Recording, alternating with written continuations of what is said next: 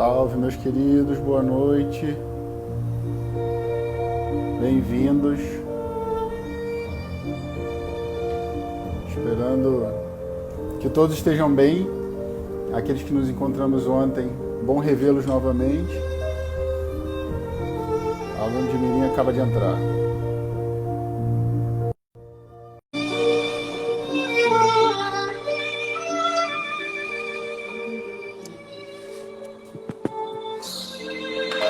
Fala sério, hein? Boa noite, Brasil. Não, é a foto. Eu te mandei no nossa conversa. Cara, aí eu vou ter que começar a mandar foto da roupa, né? Pra gente acertar. Tudo, os dois pardalzinhos. Olha só, eu sou uma pessoa que não mente pra você sabe disso. Não, a gente aqui é honesto.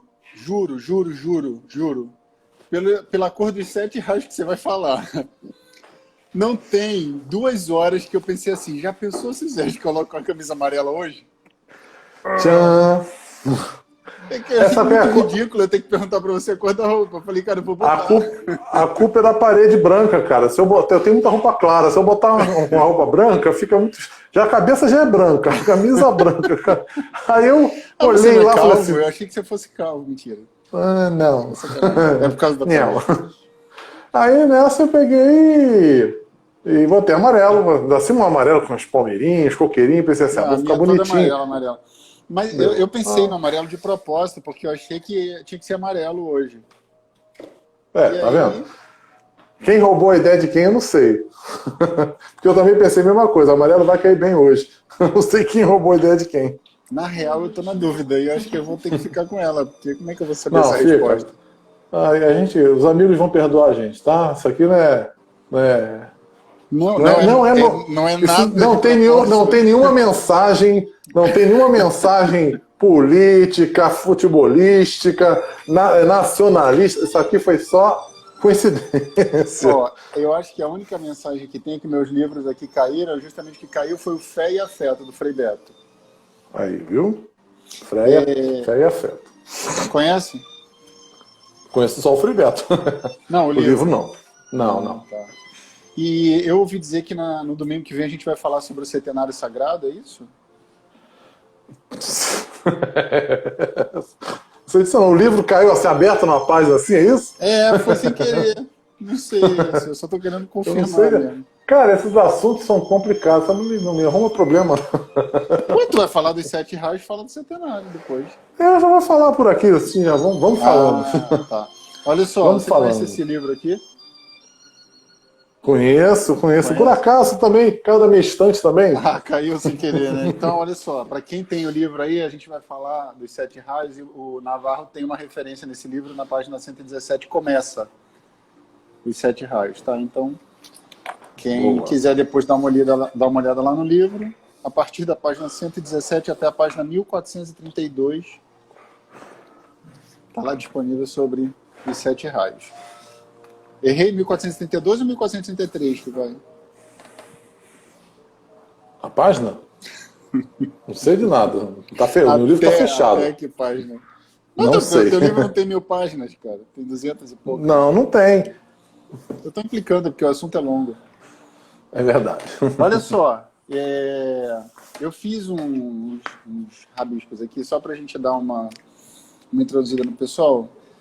Mas antes de tudo, a gente dá as boas-vindas a eles aí, boa noite, né? Pessoal, obrigado por estarem conosco aí mais uma vez. A Ana Magna está dizendo que em breve vai estar na estante dela também esse livro aí, Sérgio. A gente quer dar então as boas-vindas a vocês. Vamos bater um papo bem gostoso hoje a respeito dos 7 raios. É uma interpretação que o Sérgio traz das reflexões que ele teve e que ele registrou no livro Reflexões sobre a Escola de Caboclo Mirim. Tá? E o interessante é que ele deixa muito claro no livro que ele não é dono de verdade nenhuma, que é difícil tabelar orixá, e eu acho isso fantástico, Sérgio, porque é uma reflexão, não é uma prepotência, até você usa esse termo dentro do livro, né? Assim, tabelar a espiritualidade é beirar a prepotência, concordo plenamente com você. Mas antes da gente entrar no mérito aí, eu queria, por favor, que você desse as boas-vindas aos nossos amigos. Afinal, já somos 32 pessoas conectadas aqui para ouvi-lo. Vai que é Queridos, tua, Canarim. boa noite, Brasil! Buenas. Temos que estar bem. Boa noite, queridos canarinhos, amigos, todos numa só vibração. Vamos juntos para frente, Brasil. Gente, boa noite. Muito bom estar com vocês. Eu sempre gosto de lembrar, deixar meu sentimento, meu respeito. Eu sei que muita gente vive de perto a realidade da pandemia, do Covid. Não é uma brincadeira, não é um movimento político, são vidas, são uma doença que se espalha muito rápido e atinge rico, pobre, zona sul, zona norte, de amarelo, de branco, não faz diferença. Pega todos nós, se vocês não tomarem cuidado.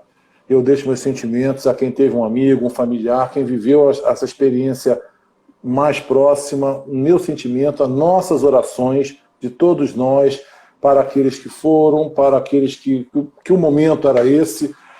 Afinal, a gente sabe que tudo tem uma hora, e se a barca foi essa, que Papai Oxalá com certeza recebe todos de braços abertos e que todos nós façamos a nossa parte para que a gente não piore as coisas. Esse é o meu desejo. A live de hoje, gente, ela fica numa situação complicada para mim. Eu vou me esforçar, vocês sabem que eu vou dar o melhor de mim. O Márcio vai espremer mais um pouquinho de mim, assim, para eu dar mais um pouquinho do que o melhor de mim, entendeu? Te prepara, negão. Acho que travou a conexão do Sérgio, hein? Pessoal, eu tô travado para vocês aí ou só o Sérgio que tá travado? Fala para mim, por favor. Para mim, a conexão dele travou aqui.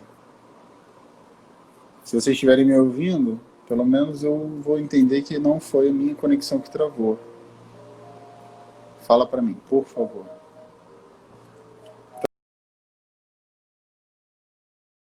Ou só travou do Sérgio? Só ele, né? Caiu aqui, ó. Vou chamar ele de novo, pessoal, rapidinho.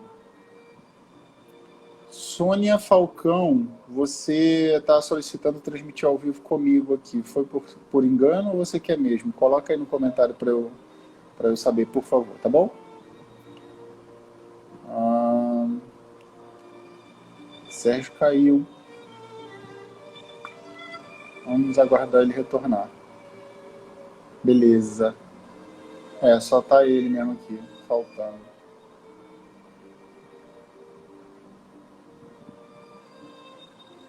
Nem ele, nem a Grace estão conectados. Será que deu ruim lá na internet dele de novo? Naquele dia deu, né? Que a gente não conseguiu trazer ele aqui. É linda, né, Debbie? Eu botei para tocar aqui para ficar de fundo, enquanto o Sérgio não volta. Vamos ver se ele volta, né? Deixa eu ver se eu consigo achar ele no WhatsApp aqui.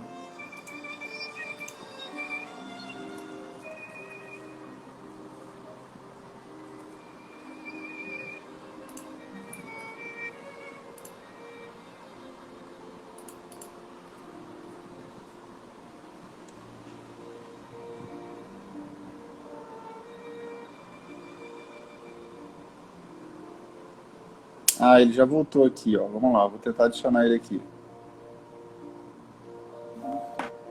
Sérgio Navarro. Olha só. Nem comecei, gente. Assim, ó, eu com Jesus, Jesus em mim, quem for contra mim, Jesus é por mim. Com Deus é meu cruz, com Deus é meu rezo, com Deus afeta meu corpo encarnado e desencarnado. Glória ao Pai, ao Filho e ao Espírito Santo. Amém. Amém. Eu acho que alguém fica... Mas vai. Mas Deus diz... eu nem comecei, gente. Vou tomar uma água. Eu fui lá, eu puxei o fiozinho, puxo o fio, boto o fio, reinicia. roda a manivela, fiz tudo que eu podia fazer, voltei. Olha só, eu mandei uma mensagem para a Grace para você aí, caiu, vai voltar? Então, se vocês lerem aí depois, por favor, te considerem. Tá. Aliás, por falar em Grace, antes de você engrenar, Grace, obrigado por fazer as artes da nossa divulgação aí, viu? Tá sendo ótimo, porque essa semana para mim foi impossível. Não fosse a ajuda preciosa de Grace, estava frito. Eu transmito para ela que ela ainda não entrou, porque ela está esperando um comando meu aqui que eu vou dar, então ela ainda não entrou, mas ela vai entrar. Depois ela, se ela olhar o... Tá aqui do lado. Ah, então tá bom. Se ela olhar o vídeo também, ela vai saber. Manda um beijo para ela, atrás por favor. Tá bom. Gente, já temos uns 40 irmãos aqui, desculpa a lenga-lenga. Vamos lá, vamos voltar a cabecinha aqui pro quem está fazendo.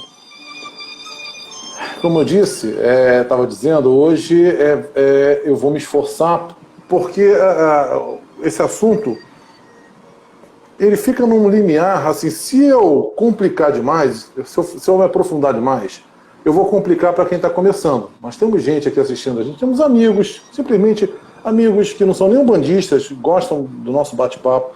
Nós temos umbandistas que estão começando na sua jornada, estão descobrindo um monte de coisa. E nós temos estudiosos, gente que já está ralando casca grossa. Então, eu fico no meio do caminho, eu não posso complicar demais para quem está começando, eu também não posso, eu não quero decepcionar os estudiosos. Mas como o Márcio disse, para quem está estudando, né, nós temos a fonte principal, foram 4, 5 anos de ralação, está aqui o que eu levantei. Tem alguns vídeos, né, no YouTube, no meu canal Caboclo. Para quem não conhece, né, nós temos um canal no YouTube, Caboclo Mirim Reflexões. Depois de lançar o livro, em 2015, em 2016, eu gravei vários vídeos, e um dos vídeos tratam desse assunto de uma maneira mais leve um pouquinho do que está no livro. Mas aqui é uma live, então eu considero que é um bate-papo. Então as perguntas de vocês são fundamentais para a gente calibrar o rumo da prosa. Óbvio, como o Márcio sempre diz, a gente prepara alguma coisa. Eu tenho uma coisa preparada. Mas eu preciso, assim, o Márcio sempre diz, tem um botãozinho aí no celular de vocês, façam as perguntas pelo botãozinho, para que a gente possa calibrar mais adiante, ou eu encaixo a pergunta num momento, ou fica anotado para responder depois, mas a gente calibrar o nosso bate-papo, sabe? Saber o quanto que a gente mergulha, aprofunda, mas assim, é um bate-papo. Então a gente não vai, espero não decepcionar quem está estudando os casca-grossas de plantão. Sérgio, eu acho que eu consigo colocar aquela imagem que você falou, sabia? Apareceu aqui o tal do quadradinho. Posso fazer um teste aqui com a divulgação de hoje? Só para ver como é que ela aparece? Por favor, vamos fazer um teste. Boa, perfeito. Só que a sua carinha está no cantinho. Para mim, não sei se para os outros aparece a imagem e a sua carinha para mim. Agora não sei, como é que tira essa imagem. Não faço ideia. como é que eu vejo só você agora? Não, eu estou aqui. Peraí. Quer que eu teste da imagem? Não. Agora inverteu. Agora você está invertendo. O quadradinho. Você tem então como tirar a imagem? Não sei, acho que não. Só a sua cara, não vou dizer como voltar, só seu rosto? Ah, Fê Maria, que beleza. Aperta o botão de novo, de repente ele desativa. Isso. Ó, 3 palavrinhas. Cola com o papai. Vai. Bom, sobre o conteúdo, então vamos lá, vamos começar. Gente, sobre o conteúdo de hoje, combinar as blusas. Quem está chegando agora vai ficar zoando a gente, não teve combinação nenhuma de nada. Inclusive tem uma coisa que eu quero fazer, uma brincadeira que eu quero fazer, o Márcio não sabe nem o que é. Ele sabe só que vai rolar uma brincadeira, mas não sabe o que é. Porque a gente gosta dessa espontaneidade, como a gente já falou, a gente gosta de estar com vocês e as coisas vão acontecendo. Eu participei de uma live na quarta-feira com o nosso irmão Ricardo Polato, e no final ele me perguntou uma coisa, e eu vou pegar essa pergunta dele, ficou na minha cabeça. Como é que você chegou a isso aqui, a isso tudo aqui, entendeu? E aí, para quem não me conhece, para quem tá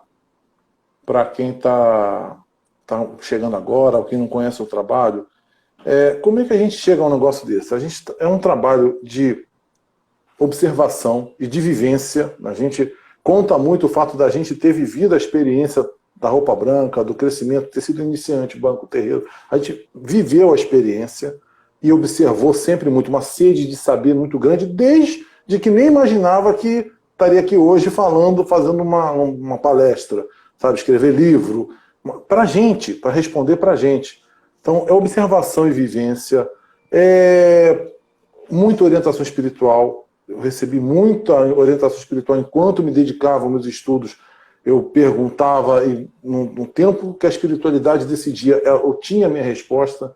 Muita orientação espiritual, muito estudo e esforço pessoal, sem nenhuma dúvida disso. Eu tive de estudar muito, tive de me esforçar muito, não veio nada mastigadinho para mim. Não foi botar a mão assim e... Não foi assim. Eu ralei muito para... E trabalho de campo, entrevistei gente, fui à rua, fui à biblioteca, descobri livros, entrevistei pessoas. Esse pacote todo é que fez um trabalho, esse trabalho eu pude fazer as minhas reflexões que estão nesse livro. O tema de hoje, né, as coisas não caem do céu. O tema de hoje como disse o Márcio logo na introdução, ele é fruto da minha reflexão. Mas eu cheguei às conclusões diante de uma série de fatores. Não foi assim, do nada. Uma série de fatores, de pistas que a gente vai coletando, coisas que a gente vai observando e juntando pedaços. Um grande quebra-cabeça, uma grande coxa de retalho, a gente vai juntando as coisas e consegue ter a nossa visão do cenário. Então, qual é a brincadeira? Né? A brincadeira, eu quero dizer, para vocês terem uma noção, um exercício para quem está começando, que muito do trabalho que eu fiz foi de observação, de pistas, de pequenas coisas soltadas na obra do seu Mirim, do seu Benjamin, por escrito, estudo, esforço meu. Então eu queria dar um exemplo. Não, porque fica a cara dele, acho que atrapalha do mesmo jeito, eu não sei. Mas pode mandar. Eu vou botar para vocês uma imagem aqui, eu quero um pequeno exercício. Eu vou botar uma imagem para vocês, eu não sei se vocês vão conseguir ver bem. Estou querendo improvisar aqui hoje. Eu queria que você, Márcio, em nome dos meus irmãos, que eu não sei se vão conseguir ver a imagem, o exercício é o seguinte, eu quero que você me diga o que você está vendo nessa imagem e em que país, eu quero que você diga o que está se passando nessa imagem, diante da sua observação, o que está se passando nessa imagem e em que país essa imagem acontece. Para os meus irmãos, está aqui a imagem é essa, obviamente está invertida. Você quer que eu coloque aqui agora?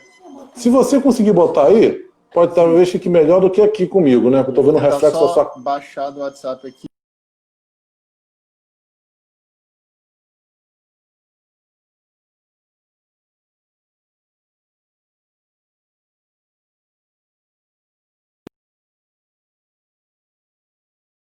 Daí. Oi, voltei. Deu uma travadinha, né? Vê se era a isso. imagem está muito grande. Eu fui lá no WhatsApp pegar. Ficou muito grande na sua tela, está cortada. Mas a imagem é essa do Márcio. Só assim que aparece. Teria de ser menor, Márcio, senão não dá para ver o todo. Mas ela a imagem é essa, gente. Não fica menor. Não sei se vocês conseguem ver. Então não vai servir. Pode voltar seu rostinho. Isso. A imagem é essa, Márcio. Você pode ver pela sua tela aí e me diz o que é que você está vendo nessa imagem. Descreve o que está se passando nessa imagem. E a pergunta 2, em que país isso se dá? Opa, ficou ótimo, Márcio. Aí sim. Aí essa é a brincadeira. O que está se passando nessa... O que está acontecendo? O que é isso que está acontecendo nessa imagem? Em que país pode tirar os comentários aqui ou deixa os comentários para o pessoal falar? Você pode, para a gente adiantar, você em nome dos irmãos, os irmãos vão acompanhando o raciocínio. Mas você pode me dizer, em nome dos irmãos, o que está acontecendo aí, né? Você pode que para eles talvez seja pequeno, você deve estar com a imagem com uma qualidade melhor. O que isso está acontecendo nessa foto? Há uma em que país? De um acidente, né? Obviamente no Brasil, porque tem ali o retrato o letreiro das Casas de Bahia. Tem um acidente aí, uma ocorrência, tem um policial olhando para o carro e uma aglomeração de pessoas curiosas ali olhando a tragédia. Olha os detalhes. Eu preciso Na de linha mais do detalhes. trem. Acidente. Que acidente? Que acidente? Um acidente de carro preto, provavelmente é um Ford K, não sei, na linha do trem, numa cidade, numa região de interior, porque a gente nas regiões mais movimentadas a gente não tem trilho de trem passando sem muro protegendo. O pessoal está sendo bem nos comentários. Pessoas expostas. Não sei se foi exatamente o trem que bateu no carro ali, né? Porque não dá para ver na imagem, mas enfim, parece que houve alguma coisa ali na linha que o carro tipo morreu ali, o trem veio e pegou ele. Ó, show. Pode você voltar então, porque eu não vou pode voltar o Márcio para cá.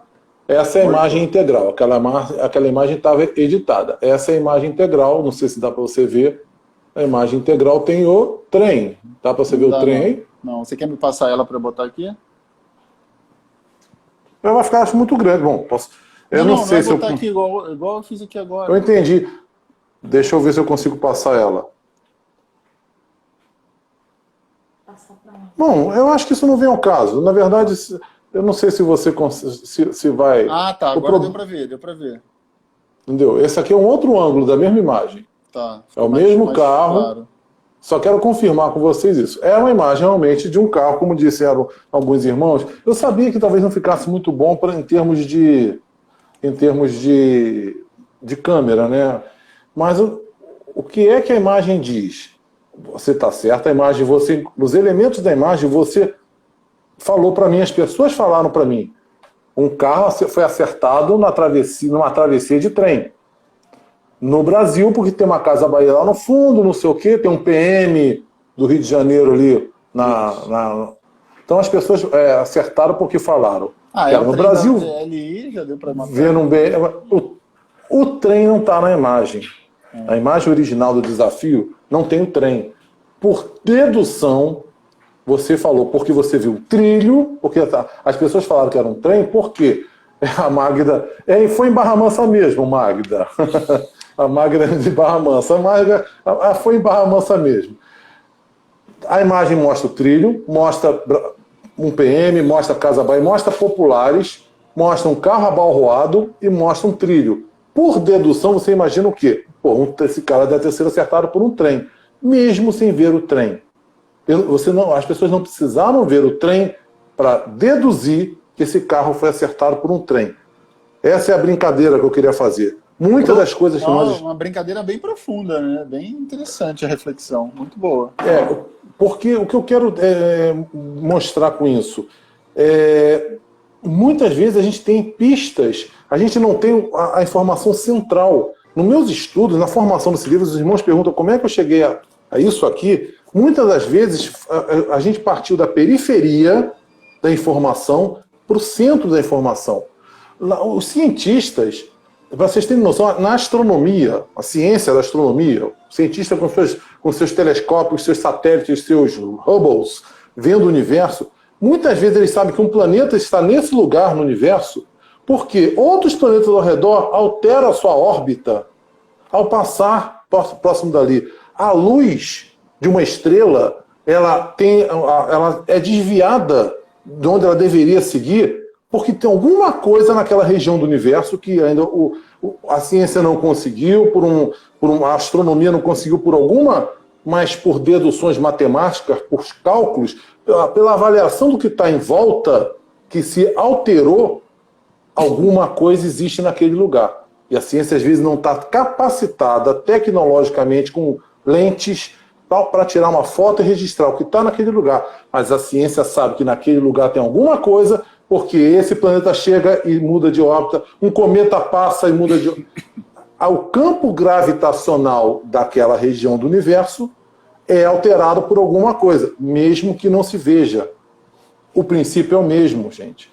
Muitas vezes eu tive acesso a fotos, uma coleção de fotos impressionante, tenho do seu Benjamin, do Caboclo Menino dos anos de Tenamirim, onde você via personagens, você tinha registros, entrevistas em jornal, registros de livros, uma série de informações, pessoas com quem você conversava, pequenas pistas que muitas vezes formavam o painel para você entender o que está no centro. Mesmo que você não tenha conseguido a fotografia do que está no âmago da questão, tudo ao redor encaixa, faz sentido. É lógico, tudo se encaixa. Então, eu preciso dessa explicação, porque minhas reflexões se deram muito com respeito à escola do Caboclo Mirim, de não querer preencher um buraco sem ter as condições de ter um embasamento pelo que está ao redor para dizer. Então, o conceito de 7 raios que a gente trouxe aqui, ele tem muito a ver com essa maneira de buscar o conhecimento, para poder a gente chegar a uma compreensão. Uma das pistas, vamos começar o assunto propriamente dito,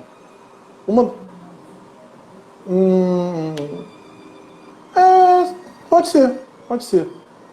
A Grace vai te mandar um outro arquivo que de repente pode ser útil, fica mais interessante ver na telinha mesmo.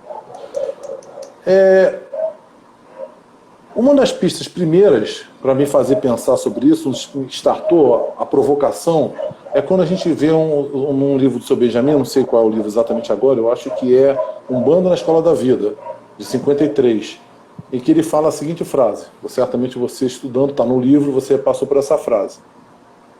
Sabemos que a vida é a essência suprema e que, como essência, naturalmente é composta de elementos substanciais que são os 7 princípios fundamentais que a compõem. Bom, ele fala do setenário, ele fala de 7 princípios fundamentais.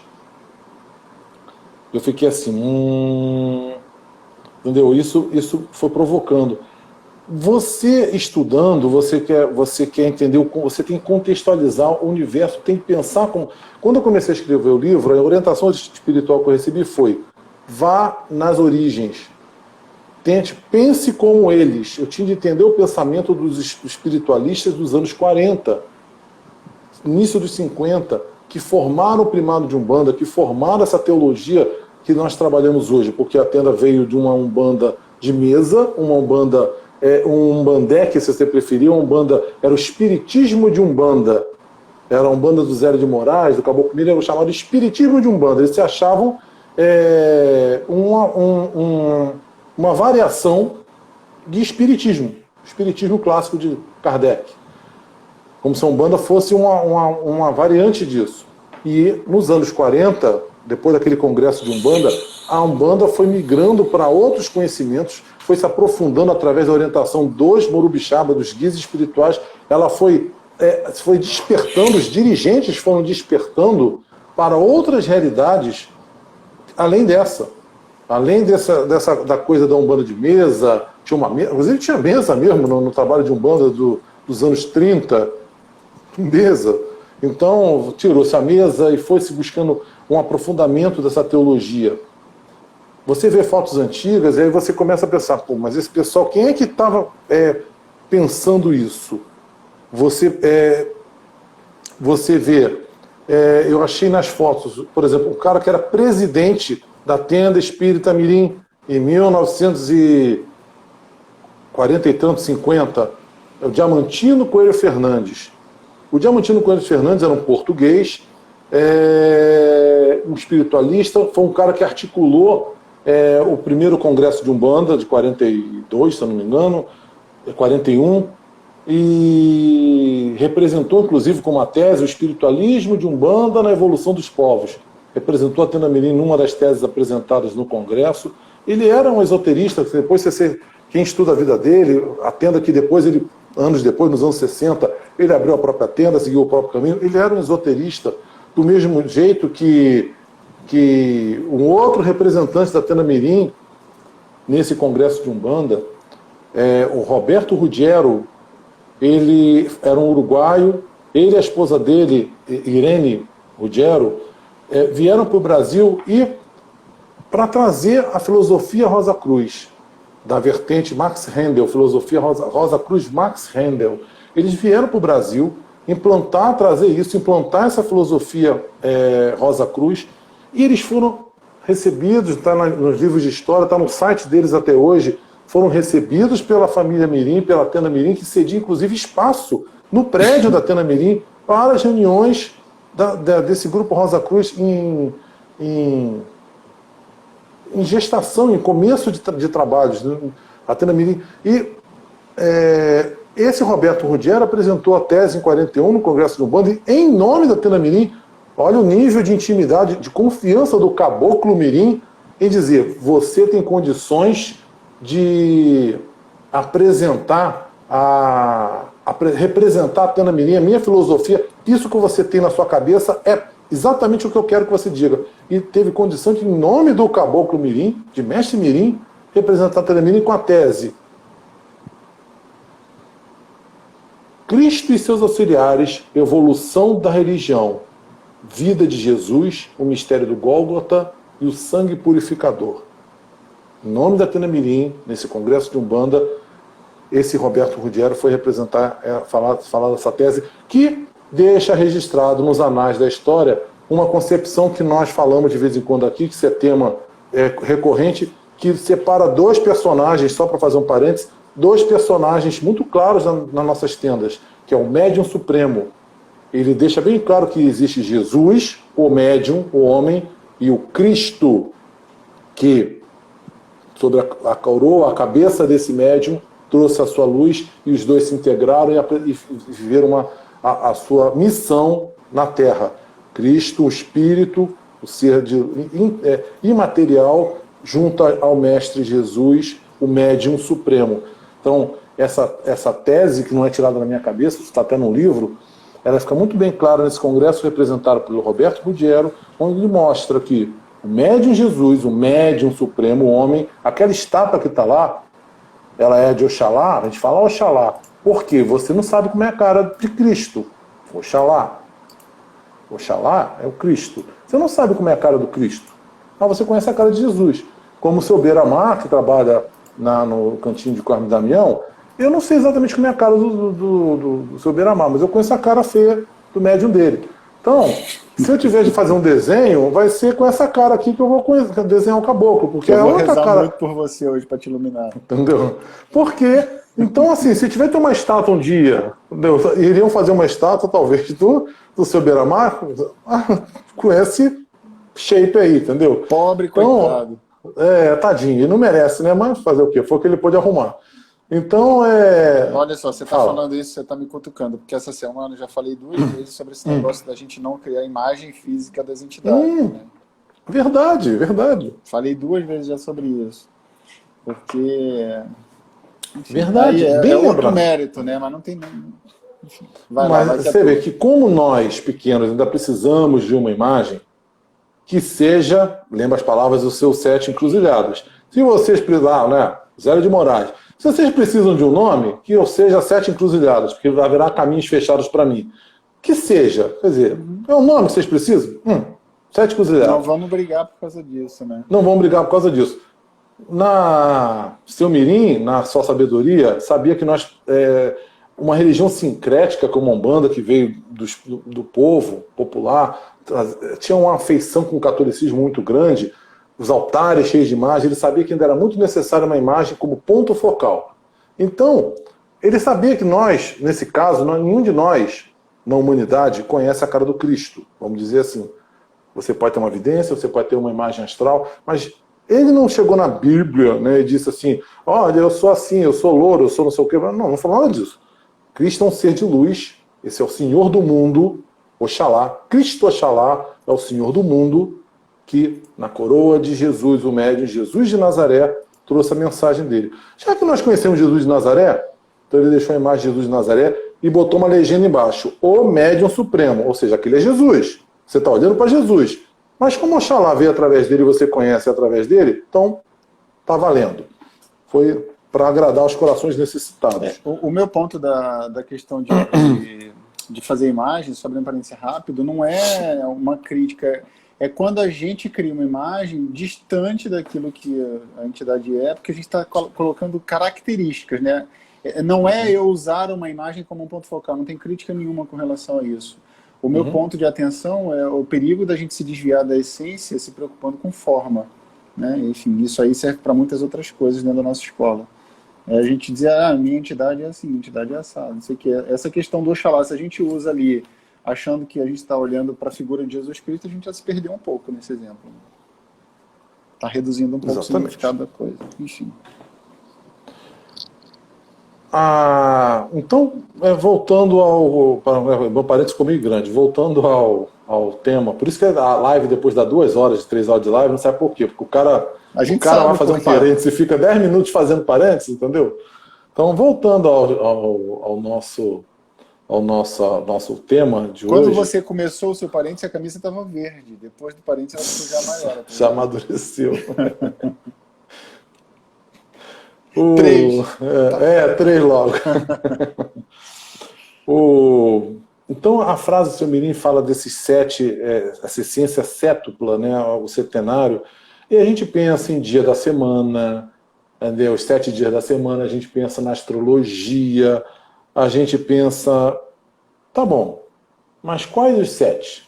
Nós que umbandistas sabemos que 7 é uma coisa muito... Esse setenário, dependendo da raiz, é muito diversa. Uns acham que são esses 7 orixás, outros acham que são outros 7. É uma variação de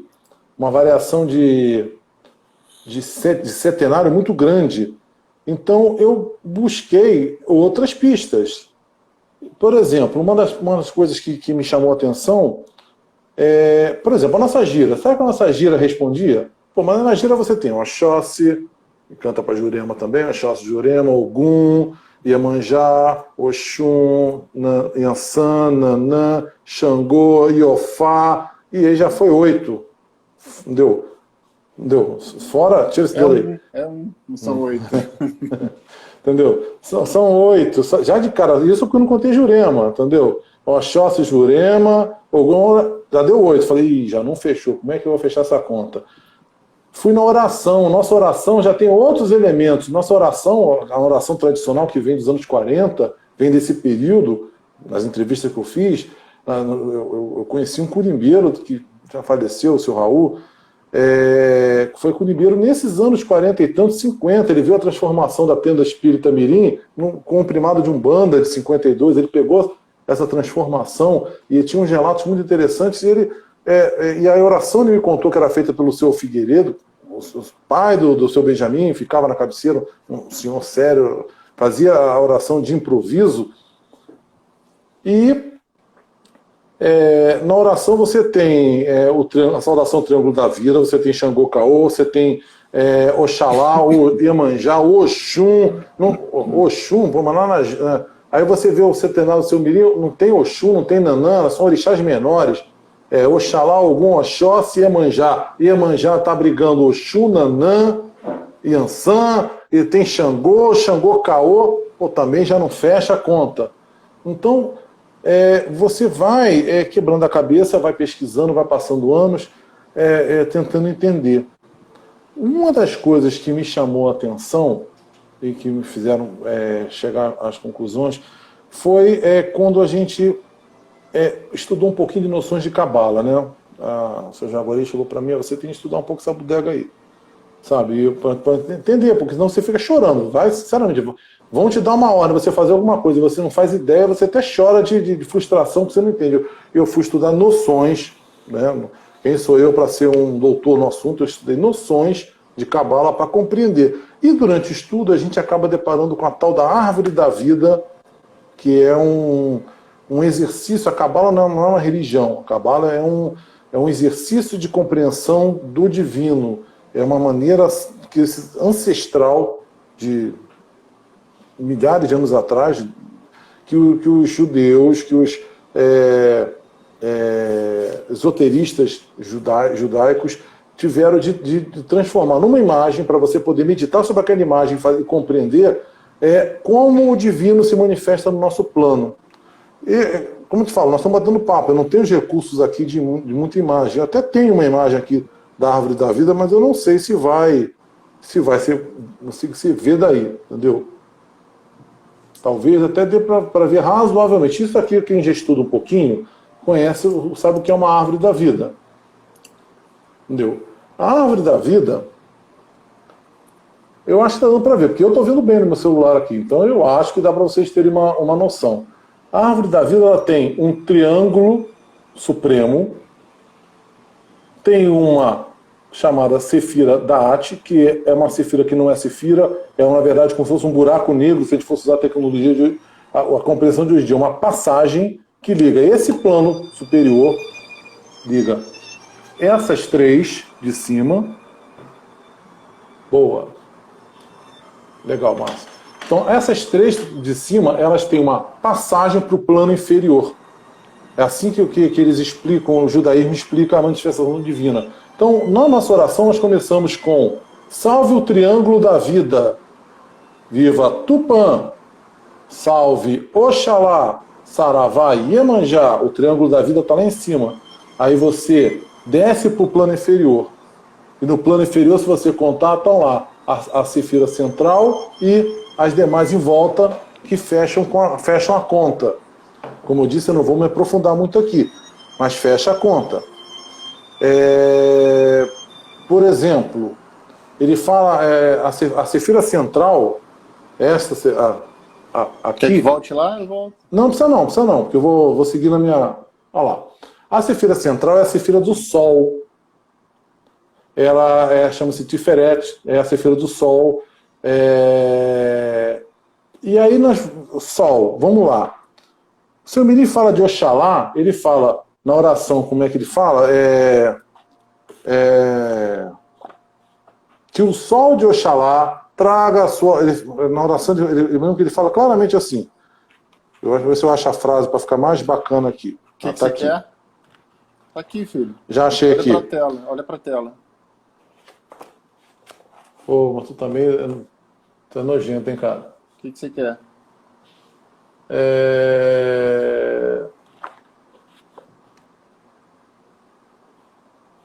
Ele aqui, começa ó, assim. Aqui, ó, permitir Tupã, nosso Pai Maior, que vos agradecemos a graça de haver te consentido baixar-se sobre os nossos guias e nossas cabeças a irradiação do sol de Oxalá. Você está na de encerramento, então. Seja, mas a irradiação do sol de Oxalá. Então ele associa Oxalá. Eu só queria, a frase é mesmo, eu só queria, na verdade, fazer essa conexão. Ele chama Oxalá, a irradiação do sol de Oxalá. Opa! Ele associa, olha as pistas, ele associa Oxalá ao sol. Legal. Deixa eu ver se eu tenho aqui, eu acho que eu tenho aqui nos meus apontamentos, tenho. Lá naqueles livrinhos pequenininhos que eram vendidos nos anos 80 na Tena Mirim, ele tem a definição de cada orixá, né, de cada linha. Não estou falando de orixá, de cada linha de Umbanda. E aí, você vai ler Oxalá, outra pista. Olha como é que ele fala lá. Oxalá é a grande árvore da vida na sua manifestação, produzindo os frutos necessários, olha a imagem aí em volta do Oxalá, frutos necessários para que nada se perca.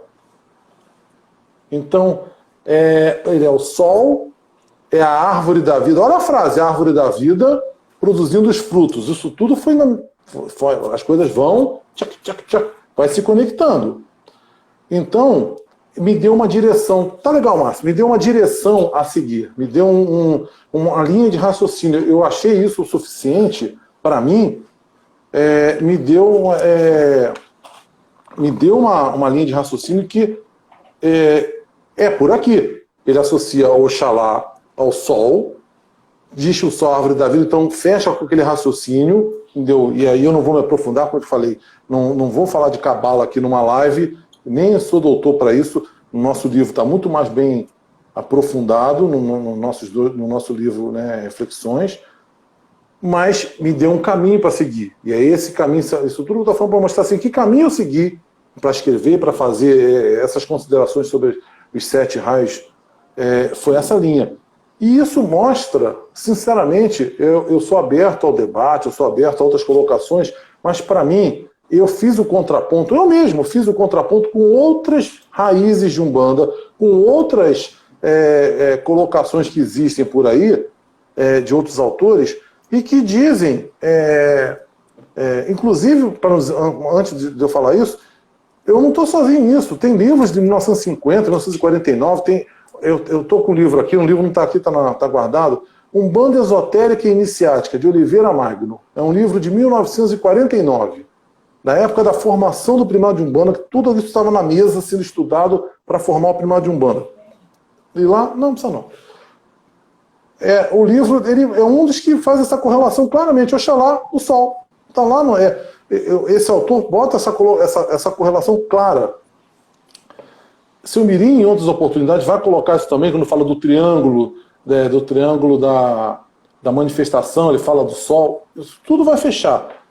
Mas então me deu uma linha de raciocínio. Isso me deu uma direção, uma linha de raciocínio. Vou me aprofundar nessa linha, que é diferente de outras colocações.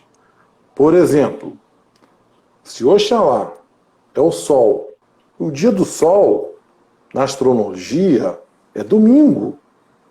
É o dia, em inglês é Sunday, é o dia do Sol nos diversos povos nórdicos, europeus, da Ásia.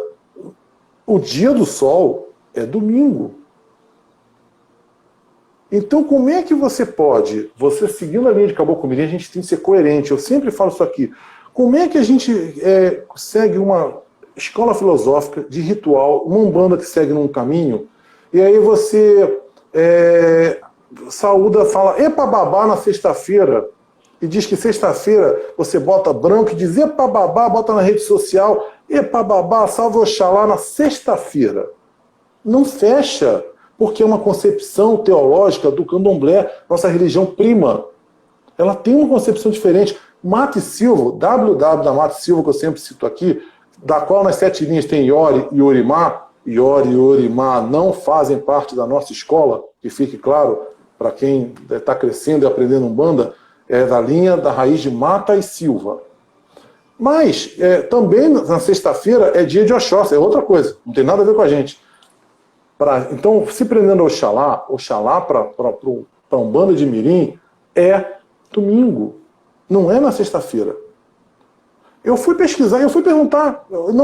Gente, quem quer aprender, pergunta. Não tira onda. Quem quer aprender não faz cara de conteúdo, sabe tudo.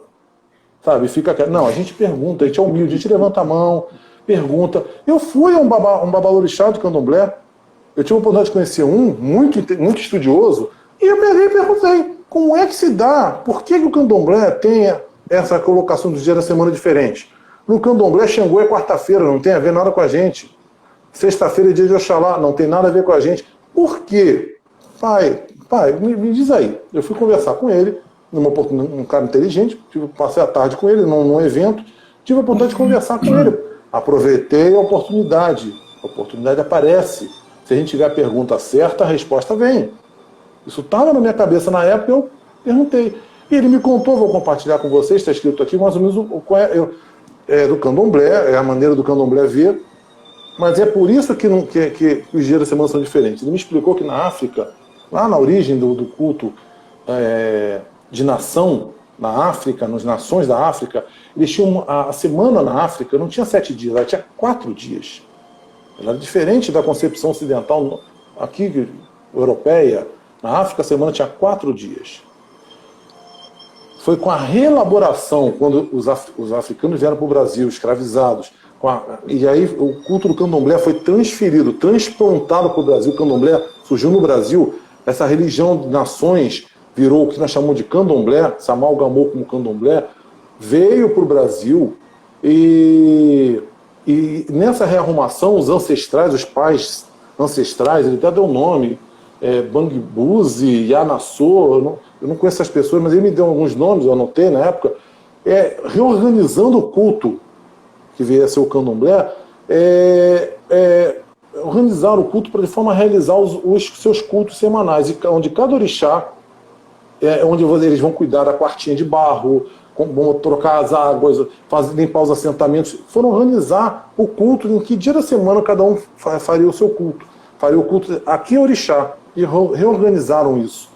Então eles definiram a semana assim, começa na segunda-feira com o culto a Exu, a Egum, a Omulu, ou Baluaê, é na segunda-feira.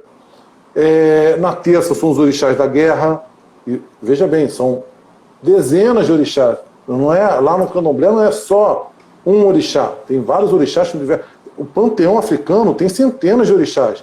Mas então os orixás da guerra são cultuados na terça-feira. Na quarta, o orixá da justiça. Na quinta, os orixás de caça. Na sexta, o orixá da vida, Oxalá. Sábado, as iabás de água doce ou salgada. E no domingo, os orixás da infância, Ibeji ou Igbé Orum. Foi isso que eu anotei.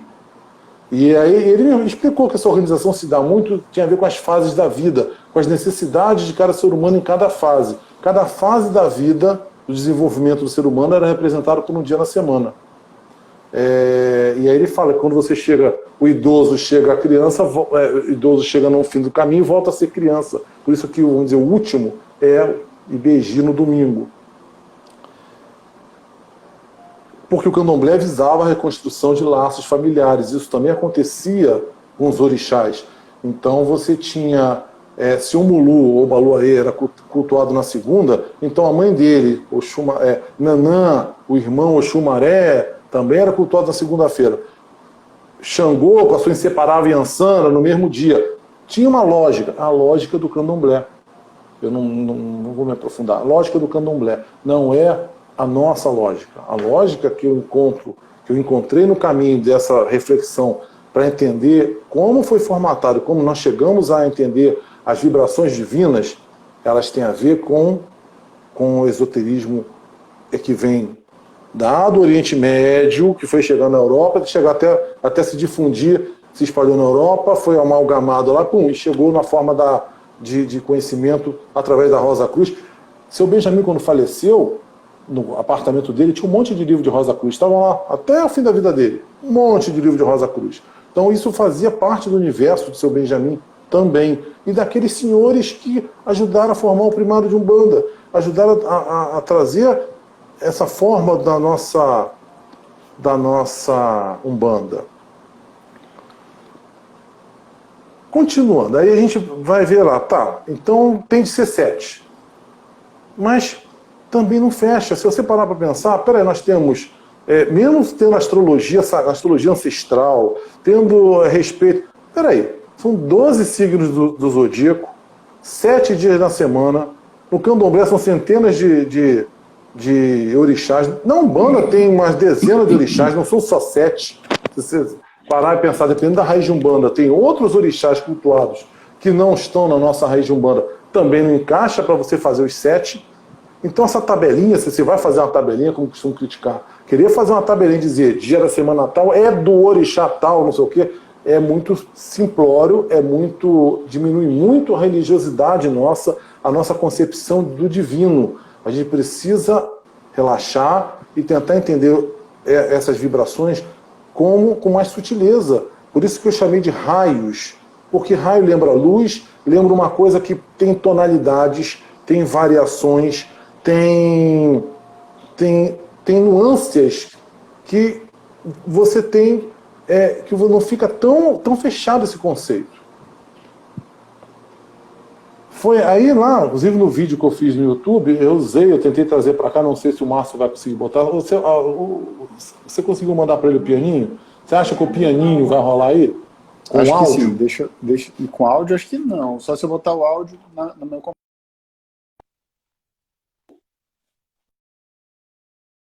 Voltou. Peraí. Ele travou e voltou. A gente explica, antes de você dar play, deixa eu explicar aqui, eu introduzi. Eu explico o seguinte, eu estou falando de tons. Então eu tento mostrar um exemplo usando a música. Eu tento explicar que você tem, quando a gente fala de nota musical, é Dó, Ré, Mi, Fá, Sol, Lá, Si. 7 notas musicais. Mas não existe só um Dó. A nota musical Dó é única, mas ela pode ser reproduzida, pode chegar... Isso, tem áudio, dá para ouvir. Ela pode ser reproduzida em tons diferentes. Você pode chegar a interpretar aquilo com coisas diferentes, mas é a mesma nota musical. Então eu tenho um pequeno... Eu desculpa a nossa... Márcio está indo além da conta, porque a gente não combinou nada e ele está dando um jeito de dar certo. Eu tenho esse exemplo que eu uso muito para explicar o que são oitavas musicais. são as 7 notas musicais, elas são reproduzidas num teclado, num piano, as mesmas 7 notas, vem 7 mais 7 mais 7. Então, se vocês conseguirem observar o vídeo, aproximar a carinha de vocês dos seus celulares, vocês vão ver lá o desenho do teclado e vai estar lá, Dó, Ré, Mi, Fá, Sol, Lá, Si. São as 7. Depois começa tudo de novo, Dó, Ré, Mi. Então, pode soltar, Márcio. E isso explica que nós temos as mesmas notas tocadas em tons diferentes. Então, o videozinho visa a ilustrar que como nós temos a capacidade de ouvir coisas iguais, mas achar que são diferentes. Então, tá vendo? Nós temos uma oitava, a outra oitava é as mesmas 7 notas num nível acima, e se continuar no teclado, mais 7 notas num nível mais acima. Aí a nota Dó, a mesma nota Dó. Ó, essa é Dó, Ré, Mi, Fá, são as 7 notas. E aí se começar de novo. Mi, Fá, Sol, Lá, Si. São as mesmas notas. Aí agora a nota Dó, apenas a nota Dó. Nota Dó. Esses 3 sons que nós ouvimos que parecem tão diferentes são a nota Dó. Está na mesma posição do teclado, a nota Dó, apenas em tons diferentes. É só isso, Márcio. Em tons diferentes. Valeu pra caramba, o Márcio conseguiu até fazer uma apresentação bem legal. Isso para a gente entender, então, onde que eu quero chegar?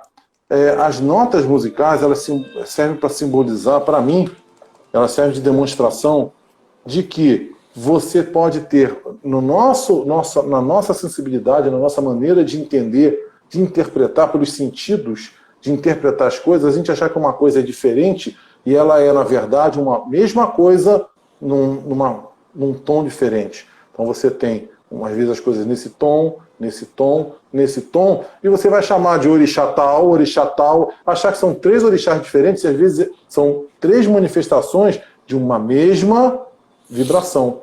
Então, eu escrevi no livro, assim, eu chamei a conversa, eu chamo de subir a conversa de nível. Em vez de a gente discutir orixá, porque são dezenas de orixás, vamos subir de nível. Vamos conversar sobre aquilo que está num nível acima. As notas musicais ninguém discute, é Dó, Ré, Mi, Fá, Sol, Lá, Si. Sérgio, então, para quem quer uma referência, isso está na página 121 do teu livro. Reflexões. Show. Obrigado. Então, assim, você tem... se você entender essa concepção musical, você, de repente, vai conseguir entender que se a gente falar de notas musicais, os 7 raios, na verdade, nós estamos falando de notas musicais, independente da variação que ela vai ser executada, independente do tom que ela vai chegar para a gente, porque existem vibrações mais densas, mais intermediárias, mais sutis, e a gente vai receber o mesmo raio, a mesma nota musical, de maneiras diferentes, entendeu? Eu estou tentando explicar. Às vezes pode parecer complicado, mas eu estou tentando não complicar, juro. Tá indo bem. Tudo bem, obrigado. Então, e como disse o Márcio, fazendo um parênteses, gente, se tiver pergunta, marca aí, como eu disse, eu estou desenvolvendo o tema e pretendo atender as dúvidas dentro do possível. Tem 2 perguntas já aqui, aguardando. Pode mandar por mim, se encaixar aqui agora. Ainda não encaixa muito, não. Deixa você acabar para evoluir um pouco mais, aí acho que cabe colocar. Show. Então, quando a gente estuda os 7 raios, eu tomei a liberdade de dar, o nome do seu mirim não deixou isso escrito, mas para ilustrar o que eu estava no meu raciocínio, eu adotei os nomes dos 7 planetas da astrologia tradicional, que nomeiam os 7 dias na semana, entendeu? Que tem a ver com as 7 notas. Eu procurei alinhar o meu raciocínio com a sabedoria antiga. Então eu chamei de raio do sol. O seu menino não deixou isso escrito, gente, claro. É uma maneira de eu traduzir um raciocínio que é visto em outras, quando você aprofunda na escola do Caboclo Mirim, você vê isso de outras maneiras. Então eu elenquei os raios do sol, do domingo, raio da lua, vamos dizer assim, que rege a segunda-feira, o raio de Marte, que rege a terça, o raio de Mercúrio, que rege a quarta, o raio de Júpiter, que rege a quinta, o raio de Vênus, que rege a sexta, o raio de Saturno, que rege o sábado. Então, dá quase o nome ao sábado.